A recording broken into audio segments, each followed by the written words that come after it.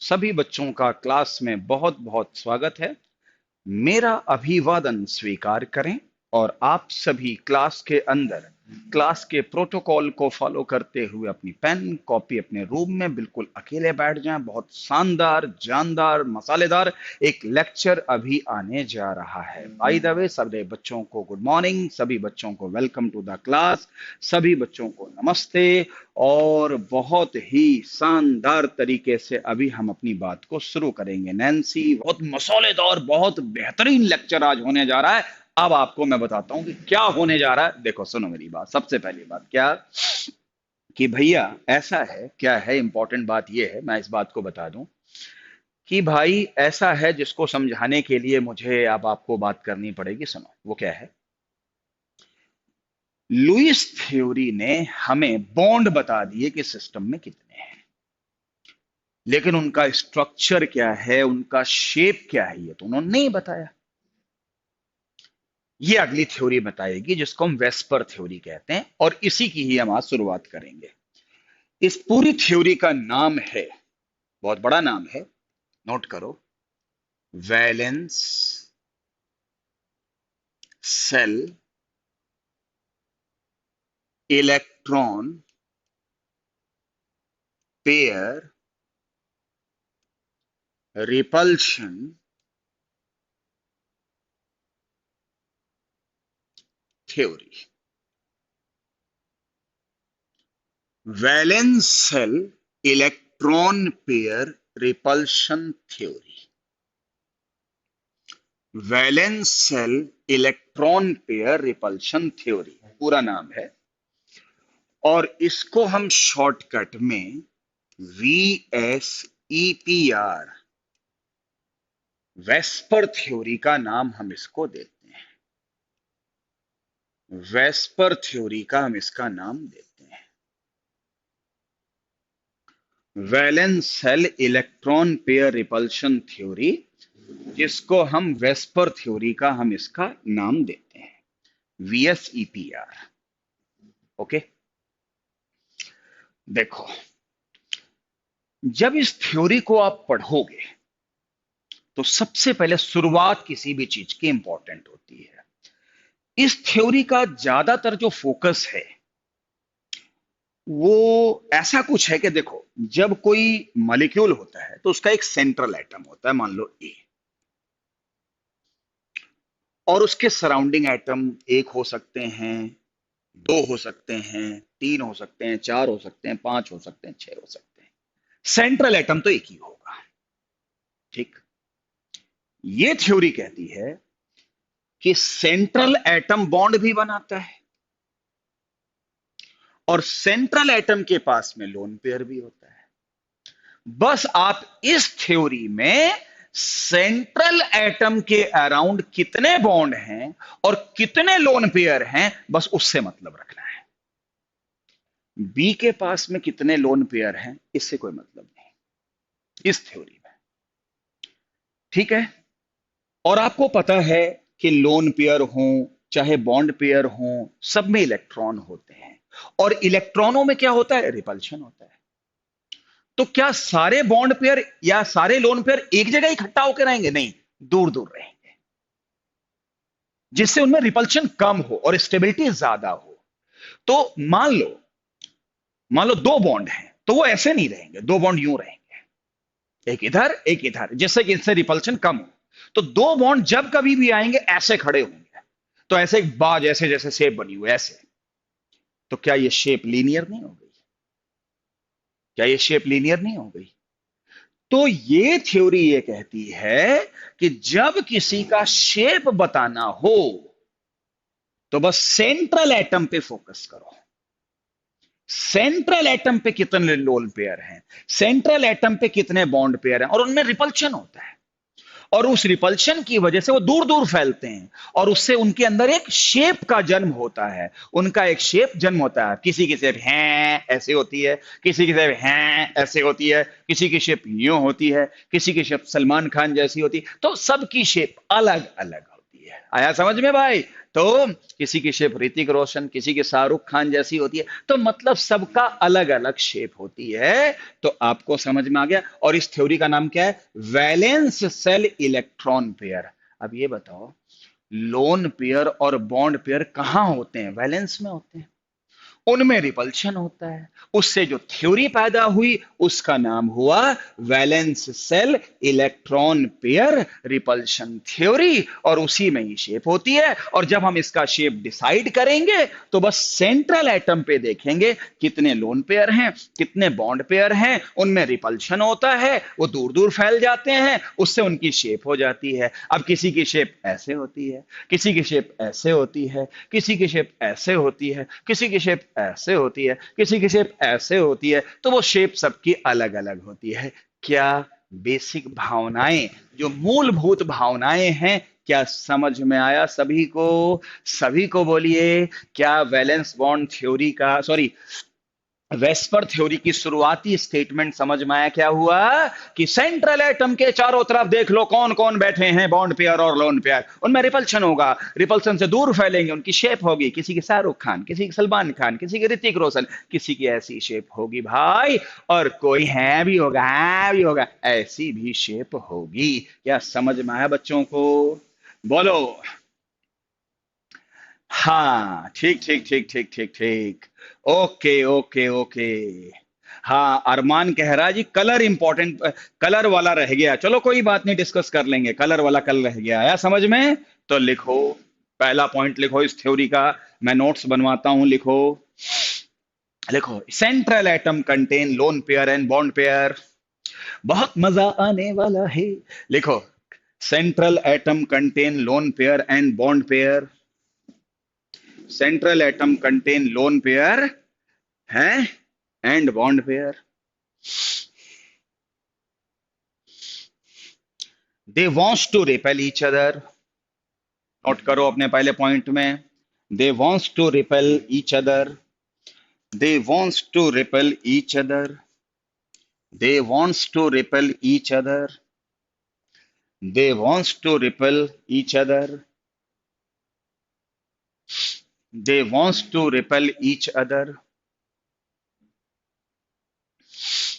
They wants to repel each other,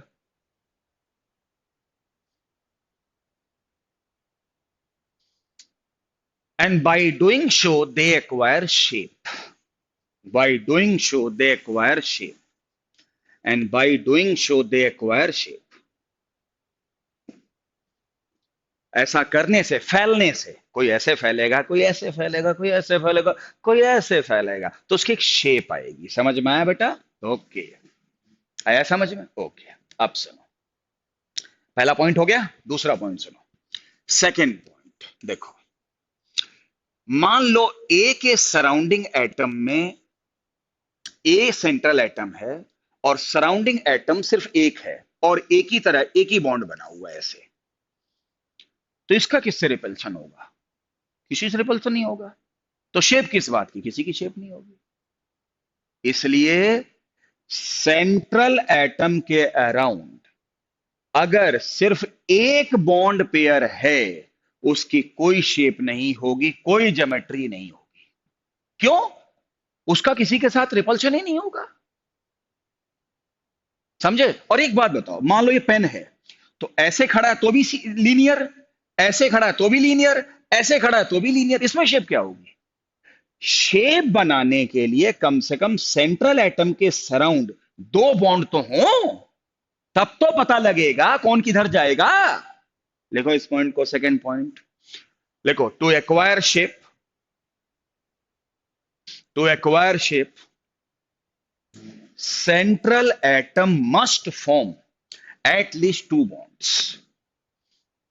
Central atom at least form क्या? हाँ, central atom at least, central atom जो है, central atom के surround में central atom must contain at least to bond. दो bond तो होने ही चाहिए। अरे भाई, दो बॉन्ड अगर जैसे मान लो यहां दो हो गए तो इनमें रिपल्शन होगा, तो कोई इधर जाएगा कोई उधर जाएगा। जब एक ही बॉन्ड है तो उसमें रिपल्शन किस बात का? तो उसकी कोई शेप और ज्योमेट्री नहीं होती। एक बॉन्ड पेयर की कोई ज्योमेट्री नहीं होती, सीधी बात है। कम से कम दो बॉन्ड पेयर होने चाहिए, अर्थात दो बॉन्ड तो होने चाहिए, ये बात है। आ गया सबके समझ में? रिपीट कर दिया। ओके हाँ। उसके बाद तीसरा पॉइंट, अब सुनो। ए और बी में सिंगल बॉन्ड भी हो सकता है, ए और बी में डबल बॉन्ड भी हो सकता है, ए और बी में ट्रिपल बॉन्ड भी हो सकता है। हो सकता है कि नहीं हो सकता? सिंगल बॉन्ड भी हो सकता है। इस थ्योरी में, इस थ्योरी में डबल बॉन्ड और ट्रिपल बॉन्ड को भी सिंगल बॉन्ड पेयर माना जाता है। बस फर्क सिर्फ इतना होता है, ये थोड़ा पतला बॉन्ड पेयर है, ये थोड़ा मोटा बॉन्ड पेयर है, ये और ज्यादा मोटा बॉन्ड पेयर है, ठीक है। लेकिन इस थ्योरी में दो एटम के बीच में जितने भी बॉन्ड बनते हैं उनको हम कलेक्टिवली एक ही बॉन्ड पेयर मानते हैं। मतलब ये भी एक बॉन्ड पेयर, ये भी एक बॉन्ड पेयर, ये भी एक बॉन्ड पेयर। तो क्या सर बिल्कुल फर्क नहीं होगा? नहीं, फर्क तो होगा। ये थोड़ा मोटा ज्यादा है, ये थोड़ा और ज्यादा मोटा है, इसमें इलेक्ट्रॉन ज्यादा है, तो ये जब किसी को रिपेल करेंगे तो ज्यादा करेंगे, बस इतनी बात है। लिखो इस पॉइंट को, तीसरा पॉइंट, तीसरा पॉइंट लिखो। In this theory, in this theory double bond और ट्रिपल बॉन्ड को मल्टीपल बॉन्ड बोलते हैं। क्या बोलते हैं? डबल बॉन्ड और ट्रिपल बॉन्ड को बोलते हैं मल्टीपल बॉन्ड। क्या बोलते हैं? Multiple bond. लिख लो, in this theory multiple bonds are considered to be the single bond pair. Single bond pair, multiple bond pair are considered to be the single bond pair. ठीक है, अब एक बार मैं कंक्लूड कर दूं, सुन लो जितने मैंने पॉइंट्स बताए। क्या इस थ्योरी में सेंट्रल एटम ही इंपॉर्टेंट है, उसके अराउंड कितने बॉन्ड बन रहे हैं, कितने लोन पेयर हो रहे हैं, उनमें रिपल्शन होता है, उस रिपल्शन की वजह से उनकी एक शेप होती है। पहला पॉइंट। दूसरा, कम से कम दो बॉन्ड पेयर होने चाहिए डिफरेंट, जिससे कि शेप डिसाइड हो सके। तीसरा पॉइंट, दो एटम के बीच में जितने भी बॉन्ड बनते हैं, चाहे वो सिंगल बॉन्ड बने, चाहे डबल बॉन्ड बने, चाहे ट्रिपल बॉन्ड है, उनको एक ही पेयर मानते हैं। बस फर्क सिर्फ इतना होता है, इसकी मोटाई ज्यादा है, इसकी कम है, इसकी कम है, लेकिन ये भी एक बॉन्ड पेयर मानेंगे, ये भी एक बॉन्ड पेयर मानेंगे, और ये भी एक बॉन्ड पेयर मानेंगे। ये मेरा तीसरा पॉइंट। उम्मीद करता हूं कि समझ में आ गया है। बाकी अच्छी तरीके से कल तक समझ में आएगा। अभी बहुत सारी ट्रिक्स आपको मिलने वाली है। एक बार पहले थ्योरी मैं समझा दूं, उसके बाद चौथा पॉइंट। सब लोग नोट्स करते रहना। इस थ्योरी का फोर्थ पॉइंट क्या है? तो फोर्थ पॉइंट क्या है वो जरा ध्यान से सुनो। देखो, लोन पेयर और बॉन्ड पेयर दो ही की कहानी है, और तो तीसरा कोई है ही नहीं। तो कैसे रिपल्शन हो सकता है? लोन पेयर रिपल कर सकते हैं, बॉन्ड पेयर रिपल कर सकते हैं, और lone pair bond pair ripple कर सकते हैं। रिपल्शन तो सब में होगा, क्योंकि सब में इलेक्ट्रॉन है। सबसे ज्यादा रिपल्शन किस में होगा? चौथा पॉइंट ये लिखो, order of repulsion, order of repulsion सबसे ज्यादा होगा लोन पेयर में। सबसे ज्यादा रिपल्शन होगा लोन पेयर में। दूसरा रिपल्शन होगा लोन पेयर बॉन्ड पेयर में। ठीक है बेटा। और सबसे कम रिपल्शन होगा आपका बॉन्ड पेयर रिपल्शन में। बॉन्ड पेयर रिपल्शन में। तो बॉन्ड पेयर रिपल्शन। तो आप कह सकते हो कि ऑर्डर ऑफ रिपल्शन जो है वो, देखो, चाहे लोन पेयर हो चाहे बॉन्ड पेयर हो, सब में इलेक्ट्रॉन बैठे हैं। इलेक्ट्रॉन में क्या होता है? रिपल्शन होता है। कहीं रिपल्शन कम, कहीं ज्यादा। तो आपको तो पता है कि लोन पेयर की एनर्जी ज्यादा होती है, तो रिपल्शन भी ज्यादा करेंगे। बॉन्ड पेयर बॉन्ड बना चुका होता है, उसकी एनर्जी कम होती है, तो उसका रिपल्शन भी कम होगा। क्या ये पॉइंट आपको समझ में आया? और पांचवा पॉइंट भी इसी तरह का है। अगर मल्टीपल बॉन्ड यानी डबल बॉन्ड, मल्टीपल बॉन्ड से रिपल्शन करें, मल्टीपल बॉन्ड, अगर मल्टीपल बॉन्ड से रिपल्शन करें तो रिपल्शन सबसे ज्यादा होगा, और अगर मल्टीपल बॉन्ड अगर सिंगल बॉन्ड से रिपल्शन करें तो कम होगा, और सबसे कम रिपल्शन किससे होगा? सिंगल बॉन्ड से रिपल्शन करें तो सबसे कम रिपल्शन इसमें होगा। यानी जो मोटा बॉन्ड है, यानी जैसे मैं हूं, मोटा मोटे आदमी को ज्यादा रिपेल करेगा, पतला पतले को कम रिपेल करेगा। तो बहुत ही सिंपल से लॉजिक हैं जिनको आप आसानी से समझ सकते हैं। पहले मुझे बताओ, मैंने 5 पॉइंट्स आपको समझा दिए हैं, बता दिए हैं, फटाफट बोलिए, फिर मैं नेक्स्ट पॉइंट आपको बताऊंगा। बहुत ईमानदारी से, बहुत थिंकिंग एबिलिटी से सोचो, बहुत आसानी से समझ में आएगा, लेकिन फिर भी आपका रिस्पॉन्स तो चाहिए। बोलो बेटा, जल्दी बोलो। हाँ, मल्टीपल बॉन्ड का मतलब होता है डबल बॉन्ड या ट्रिपल बॉन्ड, और डबल बॉन्ड और ट्रिपल बॉन्ड में मोटाई ज्यादा होती है। तो सारे बच्चे बोलो। हाँ जी, बोलो। अगला पॉइंट क्या है? अगला पॉइंट क्या है? अगला पॉइंट क्या है? अब ध्यान से देखना, बहुत अच्छी तरीके से देखना, ठीक है? तो या मैं इसकी कुछ प्रैक्टिस करा देता हूं, रुक जाओ एक बार, मैं कुछ प्रैक्टिस करा देता हूं। देखो, ए है, एक बॉन्ड ये है, एक बॉन्ड ये है, एक बॉन्ड ये है लोन पेयर, और एक लोन पेयर ये है, ठीक है? इस सेंट्रल एटम ए में दो बॉन्ड हैं और दो लोन पेयर हैं। इन लोन पेयर को मैंने बैलून में दिखा दिया इस तरीके से, ठीक है? उसके बाद अगर आप आगे देखो, ए है, दो बॉन्ड ऐसे हो गए, यहां पे दो, एक डबल बॉन्ड ऐसे हो गया, एक डबल बॉन्ड ऐसे हो गया। इस बार हमने ए के सेंट्रल एटम में दो बॉन्ड कर दिए, दो मल्टीपल बॉन्ड कर दिए, डबल बॉन्ड कर दिए।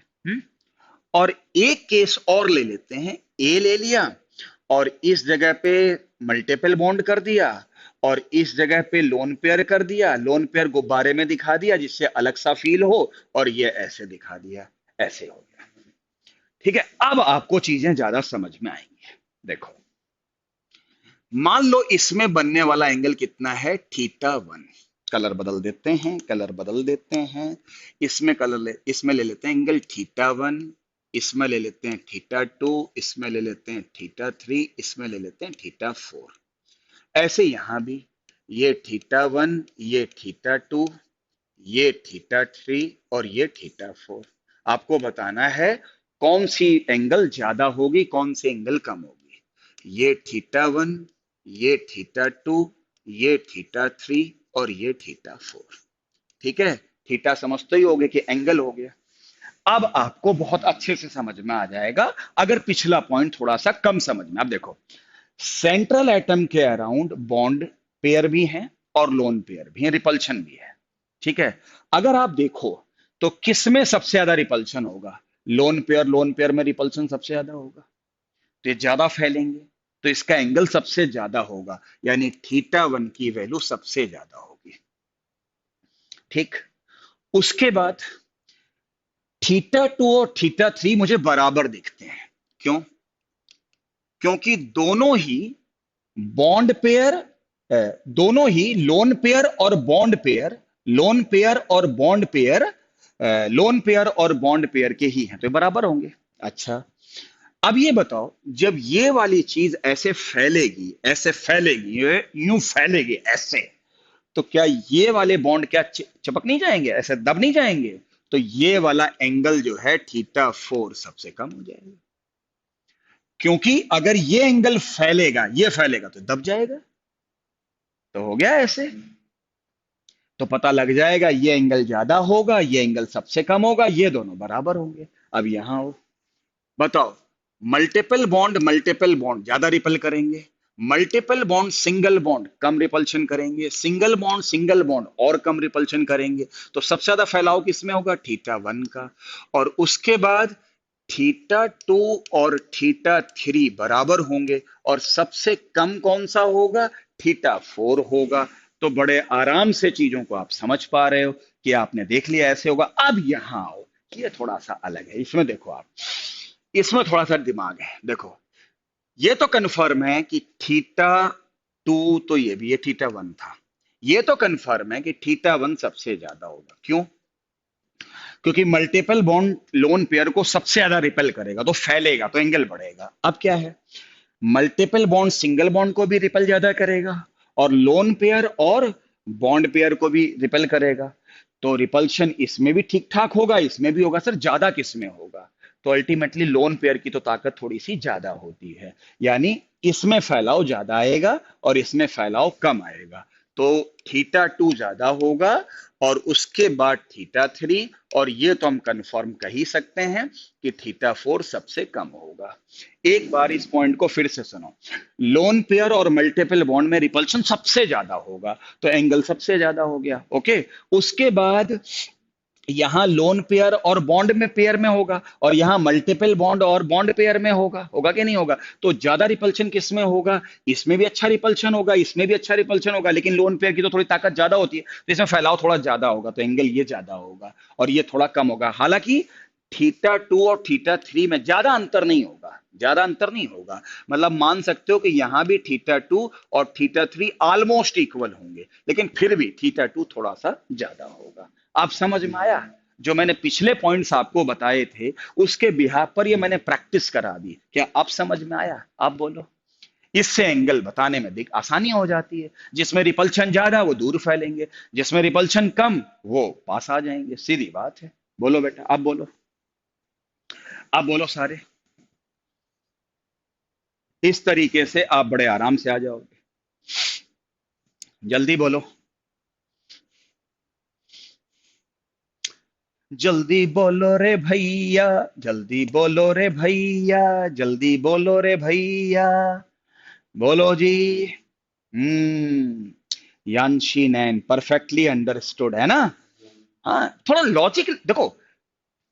टीचर नहीं, जो बात टीचर कह रहा है उसको थोड़ा सा लॉजिक से सोचोगे ना, तो अपने आप समझ में आ जाएगा। कोई इशू ही नहीं है, बहुत इजी है, कोई दिक्कत ही नहीं है। समझे भाई? हाँ, सुपर डुपर के। अब देख लो, अब आपको सबको समझ में आ गया होगा, है ना, कि भाई क्या होगा। इसको उतार भी लेना है। राहुल कह रहा है जी बहुत अच्छे से समझ में आ गया। अरे भाई, जिसमें रिपल्शन ज्यादा होगा वो फैल जाएंगे, जिसमें रिपल्शन कम होगा वो दब जाएंगे। दब जाएंगे तो एंगल कम हो जाएगा, फैल जाएंगे तो एंगल बढ़ जाएगा, क्योंकि एंगल तो पूरा घुमा फिरा के तो 360 रहना है। ये तो सीधी सी बात है। बस। कुसुम, मजा आ गया सर। हाँ, वेरी गुड, ये हुई बात, है ना?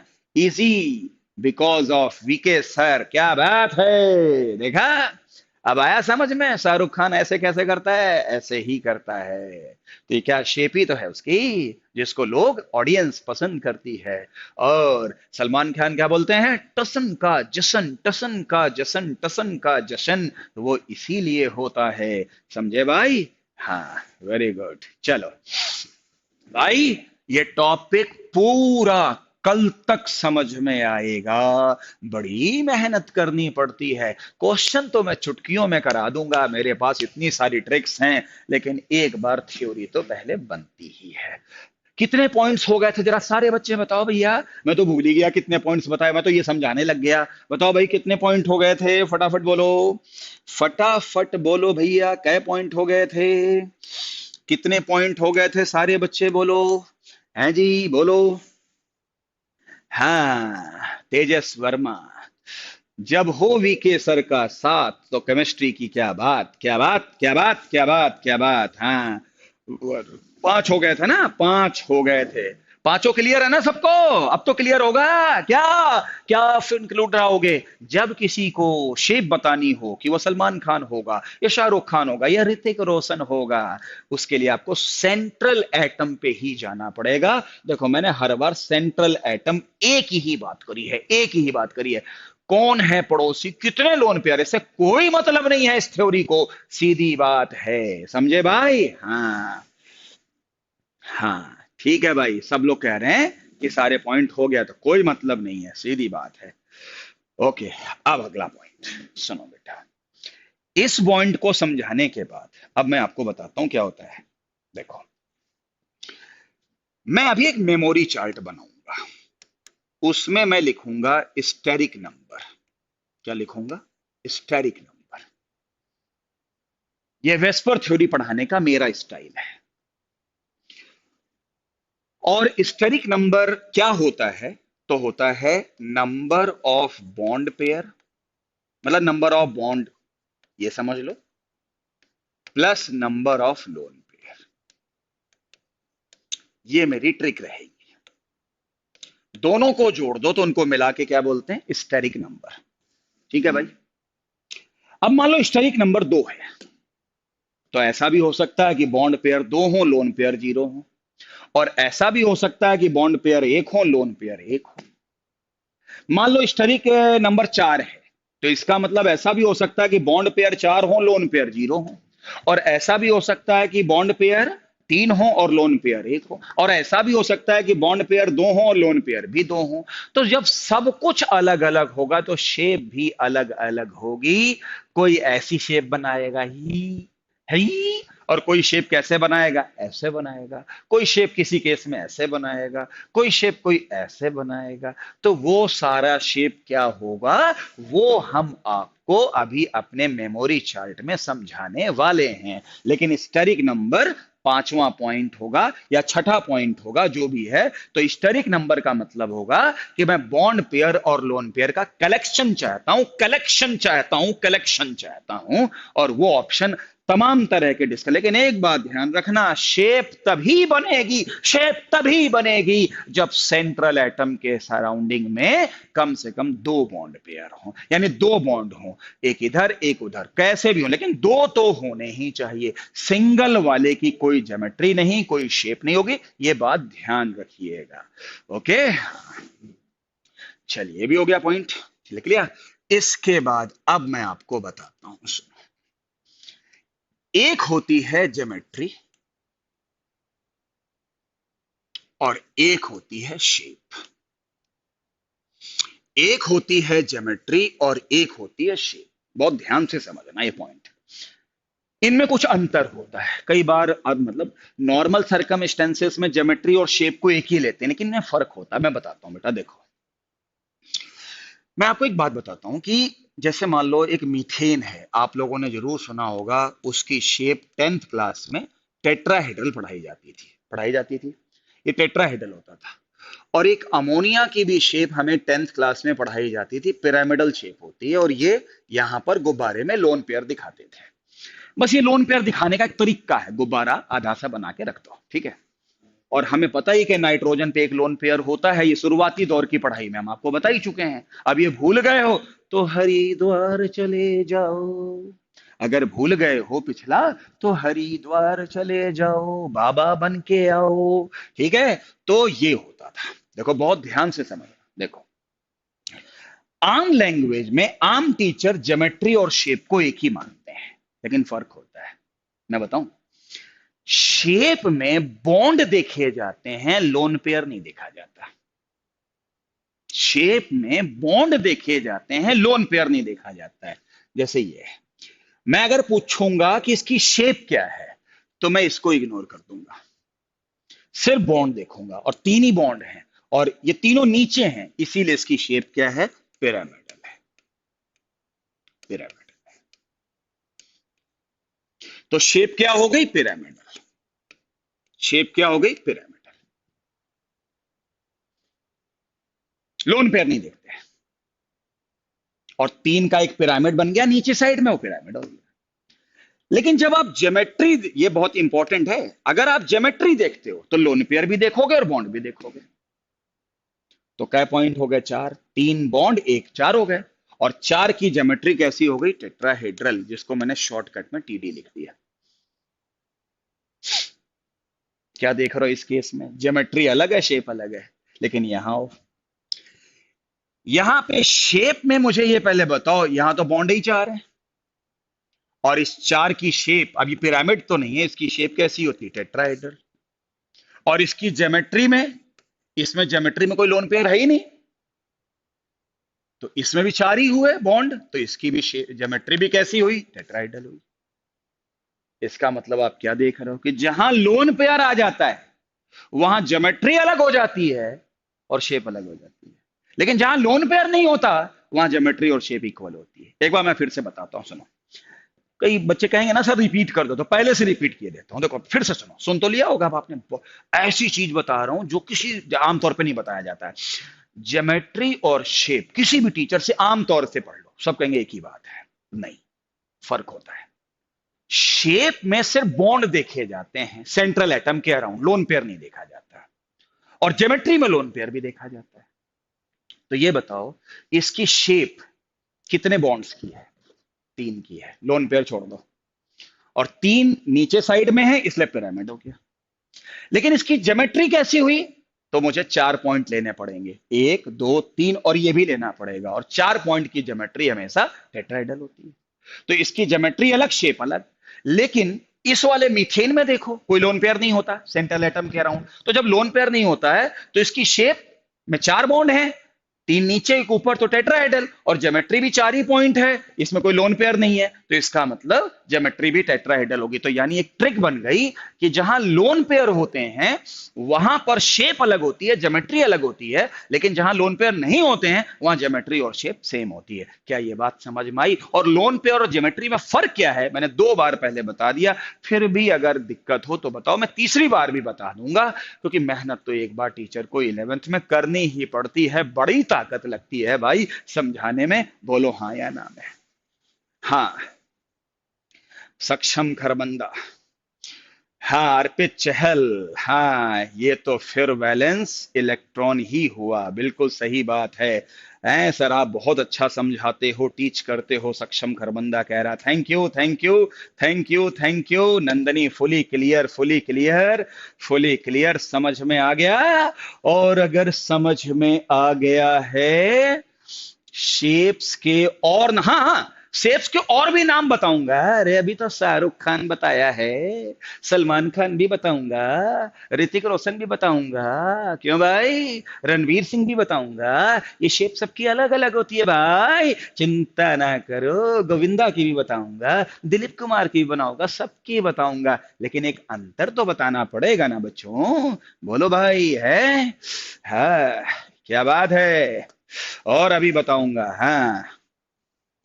Aryan, Michael Jackson, VK sir dance, ओए होए होए, माइकल जैक्सन जैसा डांस है मेरा, ये हमें आर्यन बता रहा है। ऐसा ना करो बेटा, हमें बहुत डर लगता है, कहीं ऐसा ना हो कि मैं डांस क्लासेस देने लग जाऊं, ये बात होगी। बोलो मजा आ गया ना? हाँ। आर्यन सर आप, दिलीप कुमार डेथ हो गई, हाँ सही बात है दिलीप कुमार। कोई बात नहीं, ठीक है भाई। तो चलो सब लोग पॉइंट लिख लो। If if only bond pair exist, geometry and shape will be, geometry and shape will be equal, geometry and shape will be equal, geometry and shape will be equal. But if lone pair exist, हाँ, but if lone pair exist, lone pair exist, geometry and shape will be different, geometry and shape will be different, geometry and shape will be different। और अब सक्षम कह रहा था ना sir और shape बना दो, अभी मैं मेमोरी चार्ट बनाऊंगा, अपने आप आपको समझ में आ जाएगा। बस एक पॉइंट और रह गया है, और अगर ये समझ में आ गया है ना, ये समझ में आ गया है, तो समझ लीजिए कि ये थ्योरी आपको आ ही गई है, क्योंकि आपको भावनाएं समझ में आ गई कि क्या चीज होती है। ठीक है, एक अंतिम पॉइंट आपको मैं बता दूं। अब आप एक काम करो, कुछ ज्योमेट्री याद कर लो, कुछ ज्योमेट्री याद कर लो कि 2 की इतनी होती है, 3 की इतनी होती है, 1 की तो होती नहीं, 4 की इतनी होती है, 5 की इतनी होती है, 6 की इतनी होती है, 7 की इतनी होती है। इससे मेमोरी चार्ट को समझाने में काफी मदद मिलेगी। लिखो अगला लास्ट पॉइंट, लिखो इंपॉर्टेंट, या लिखो कॉमन ज्योमेट्री। कॉमन ज्योमेट्री, कौन कौन सी ज्योमेट्री आएगी? Common geometry. ये जो भी पॉइंट है, 7वां पॉइंट हो, 8वां पॉइंट हो, इसके बाद मेरा मेमोरी चार्ट बनेगा। देखो, अगर अगर मैं ये कहता हूं दो पॉइंट की ज्योमेट्री, दो पॉइंट की ज्योमेट्री, एक इधर एक इधर, कम से कम दो तो चाहिए, एक में तो शेप ही नहीं बनती। तो उसकी ज्योमेट्री होती है लीनियर, और उसमें बॉन्ड एंगल होता है 180 डिग्री। कुछ इस तरह से देखो, ए, बगल में इधर भी और इधर भी। तो बताओ ए के सराउंडिंग में कितने ज्योमेट्री, कितने बॉन्ड हो गए? दो। तो दो पॉइंट की ज्योमेट्री हो गई। और ये एंगल कितना रखेंगे? 180 डिग्री। क्यों? क्योंकि ऐसा करने से इनमें रिपल्शन मिनिमम होता है। तो ये बिल्कुल फ्लैट ऐसे रहेंगे, ऐसे, है ना? यानी जैसे ये शाहरुख खान जैसे, ऐसे बिल्कुल ऐसे। अच्छा, उसके बाद तीन पॉइंट की ज्योमेट्री क्या होगी? तीन पॉइंट की ज्योमेट्री होती है, लीनियर तो नहीं होती है, ट्राइगोनल, ट्राइगोनल प्लेनर होती है, ट्राइगोनल प्लेनर होती है। ठीक है? हाँ, तेजस वर्मा, ठीक है। तो तीन पॉइंट की ज्योमेट्री होती है ट्राइगोनल प्लेनर। कैसे? जैसे ए ये है, और इसमें बॉन्ड एंगल जो होता है वो 120 डिग्री का होता है। जैसे ए है, एक ये बॉन्ड हो गया, एक ये बॉन्ड हो गया, एक ये बॉन्ड हो गया। देखो, ए के सराउंडिंग में तीन बॉन्ड है, तीन पॉइंट की ज्योमेट्री। तो अब ये 180 पे तो जा नहीं सकते क्योंकि तीन है, तो भाई ठीक है, 120 120 120 120 पे हो जाए। ठीक है? उसके बाद चार पॉइंट की ज्योमेट्री होती है, चार पॉइंट की ज्योमेट्री होती है टेट्राहेड्रल, टेट्राहेड्रल, टेट्राहेड्रल। और इसमें बॉन्ड एंगल बच्चों को पता होगा, 9 10 से पढ़ रहे हैं, 109 मिनट 28 सेकंड, 109 मिनट 28 सेकंड। और ये शेप देखने में कैसा होता है? यहां बनाता हूं। जैसे यहां ए लिख दिया, एक ऊपर बॉन्ड, एक नीचे बॉन्ड, एक इधर, ऐसे हो गए, चार हो गए, है ना? चार पॉइंट की सेंट्रल एटम के अराउंड चार की ज्योमेट्री जो है वो आपकी टेट्राहेड्रल। और इसमें एंगल कितना होता है? 109 डिग्री 28 मिनट। सबको पता ही होगा आपको, है? अच्छा, ये चार की हो गई। और पांच पॉइंट की ज्योमेट्री होती है, पांच पॉइंट की ज्योमेट्री होती है trigonal, trigonal, trigonal bipyramidal, trigonal bipyramidal. क्या है? पिराडिमल, पिराडिमल, पिरा, हाँ, trigonal bipyramidal, middle middle middle middle middle, ये गलत लिख दिया मैंने, पिरामिडल ये होगा, पिरामिडल। तो ट्राइगोनल बाई पिरामिडल मैं बताता हूं कैसे होता है। पांच की ज्योमेट्री के लिए मैंने क्या बताया? पांच पॉइंट के लिए क्या शेप होती है? पांच पॉइंट अपना रिपल्शन कैसे दूर करते हैं? जब वो कैसी शेप बनाते हैं? Trigonal bi pyramidal. देखो कैसे बनाते हैं, देखो मैं आपको दिखाता हूं। जैसे ए है, तीन तो एक ही प्लेन में आ जाते हैं, तीन एक ही प्लेन में। और एक कलर अगर बदल दूं तो एक ऊपर आता है, एक नीचे आता है। तो अगर आप देखो तो तीन तो एक ही प्लेन में है, ये वाले हो गए। इस वजह से इनको ट्राइगोनल कहते हैं। एक ऊपर से पिरामिड बनेगा, एक नीचे से पिरामिड बनेगा, तो दो पिरामिड हो गए। तो इसका नाम क्या बन गया? Trigonal bipyramidal, trigonal bi pyramidal. और इसमें एंगल दो तरह के होंगे, क्योंकि ये एंगल तो 120 का होगा, और ये एंगल जो होगा वो 90 डिग्री का होगा। ये एंगल कितने डिग्री का होगा? 90 डिग्री का होगा। इसमें दो एंगल होंगे, 120 और 90। और हाँ, ये जो व्हाइट कलर के बॉन्ड हैं जो कि ट्राइगोनल में है, इन बॉन्ड को बोलते हैं इक्वेटोरियल बॉन्ड। क्या बोलते हैं? इक्वेटोरियल बॉन्ड, जो एक ही प्लेन में होते हैं। और जो पिरामिड ऊपर नीचे वाले होते हैं उनको बोलते हैं एक्सियल बॉन्ड। उनको क्या बोलते हैं? एक्सियल बॉन्ड, क्योंकि वो ऊपर नीचे होते हैं। सर आपने यहां पर, मतलब यहां तो दो तरह के मतलब बॉन्ड बता दिए, लेकिन इधर तो आपने दो तरह के बॉन्ड नहीं बनाए। अरे भाई क्यों बताता? क्योंकि यहां तो एक ही तरह के बॉन्ड है, यहां तो एक ही तरह के बॉन्ड है, बात ही खत्म हो गई, एक ही तरह के एंगल है। तो जहां दो तरह के बॉन्ड होते हैं वहां दो तरह के एंगल, वहां दो तरह के नाम भी आते हैं। तो एक बार फिर से बताओ, मैंने कहा कि कुछ आपको कॉमन ज्योमेट्री याद रखनी पड़ेगी। देखो, एक से तो, फिर रिपीट कर रहा हूं, एक से तो होना नहीं, कम से कम दो होने चाहिए। दो की ज्योमेट्री कैसी होनी चाहिए? लीनियर। उसमें बॉन्ड एंगल कितना होता है? 180। तीन की क्या होती है? सब कल याद होना चाहिए। ट्राइगोनल प्लानर कल याद होना चाहिए, ध्यान रखना। ट्राइगोनल बाइपिरामिडल एंगल कितना होना चाहिए? 120। चार की टेट्राहेड्रल, पांच की ट्राइगोनल बाइपिरामिडल। और इसमें दो तरह के बॉन्ड एंगल होते हैं, एक तो 120 वाले और एक ऊपर नीचे वाले।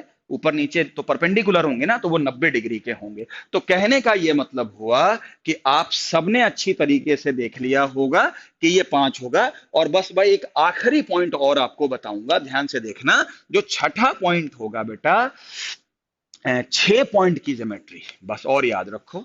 6 पॉइंट की ज्योमेट्री जो होती है वो उसको नाम देते हैं ऑक्टाहेड्रल। क्या नाम देते हैं? ऑक्टाहेड्रल। अब थोड़ा है, 6 पॉइंट की ज्योमेट्री को क्या बोलते हैं?